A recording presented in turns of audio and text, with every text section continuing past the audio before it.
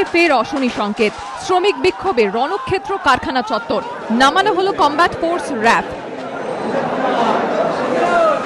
ঘটনাস্থল হাওড়ার বাউরিয়ার Gloucester jute mill. কর্তৃপক্ষের বিরুদ্ধে ন্যায্য বোনাস না দেওয়ার অভিযোগে শ্রমিকদের বিক্ষোভ, রণক্ষেত্র কারখানা চত্বর।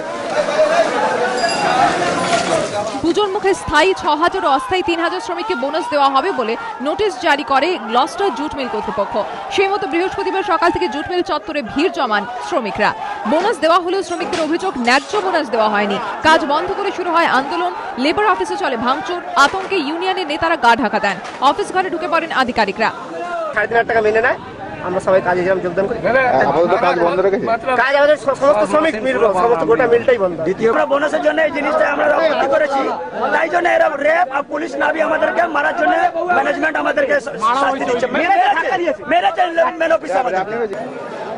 ঘটনার খবর পেয়ে কারখানা যায় বিশাল পুলিশ বাহিনী, নামানো হয় র্যাব ও কমব্যাট ফোর্স। ঘটনা নিয়ে ক্যামেরার সামনে মুখ খুলতে চাননি কারখানার কোনো আধিকারিক। তারা জানিয়েছেন আলোচনা করে সমস্যা মেটানোর চেষ্টা করা হবে। অন্যদিকে জুট মিলের অদূরেই সাঁকরাইলের ডেল্টা জুট মিল বন্ধ হয়ে গিয়েছে 8ই সেপ্টেম্বর। কাজ হারিয়েছেন প্রায় 4,000 শ্রমিক। অবিলম্বে কারখানা খোলার দাবিতে অনশন আন্দোলন করছে বিজেপি শ্রমিক সংগঠন ভারতীয় মজদুর সংঘ। অনশনকারীদের একজন অসুস্থ হয়ে হাসপাতালে ভর্তি। ব্যারাকপুর শিল্পাঞ্চলের মতোই হাওড়াতেও একের পর এক জুট মিলের দরজায় তালা পড়ছে। কাজ হারাচ্ছেন হাজার হাজার শ্রমিক। এই প্রেক্ষাপটে গ্লস্টার জুট মিলের ঘটনায় শিল্পক্ষেত্রের আশঙ্কার কালো মেঘ দেখছে বণিক মহলের একাংশ। সুনীত হালদারের রিপোর্ট, এবিপি আনন্দ, হাওড়া।